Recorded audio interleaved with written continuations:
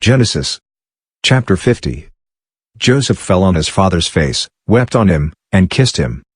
Joseph commanded his servants, the physicians, to embalm his father, and the physicians embalmed Israel.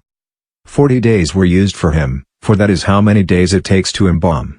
The Egyptians wept for Israel for 70 days. When the days of weeping for him were past, Joseph spoke to Pharaoh's staff, saying, If now I have found favor in your eyes, please speak in the ears of Pharaoh, saying, My father made me swear, saying, Behold, I am dying. Bury me in my grave which I have dug for myself in the land of Canaan.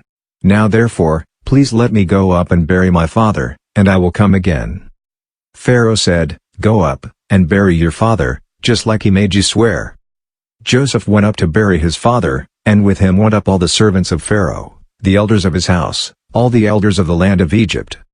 All the house of Joseph, his brothers, and his father's house.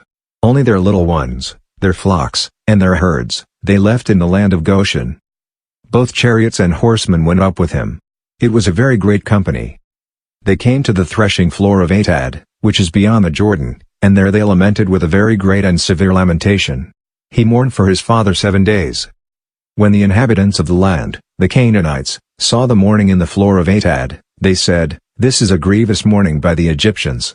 Therefore its name was called Abel Mizraim, which is beyond the Jordan. His sons did to him just as he commanded them. For his sons carried him into the land of Canaan, and buried him in the cave of the field of Machpelah, which Abraham bought with the field, as a possession for a burial site, from Ephron the Hittite, near Mamre. Joseph returned into Egypt, he, and his brothers, and all that went up with him to bury his father, after he had buried his father.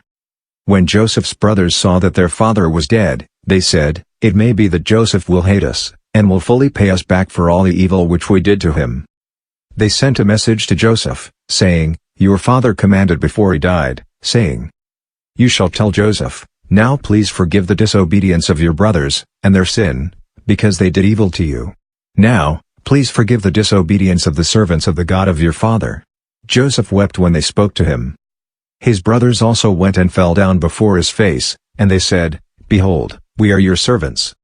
Joseph said to them, Don't be afraid, for am I in the place of God? As for you, you meant evil against me, but God meant it for good, to save many people alive, as is happening today. Now therefore don't be afraid. I will provide for you and your little ones. He comforted them, and spoke kindly to them. Joseph lived in Egypt, he, and his father's house. Joseph lived 110 years.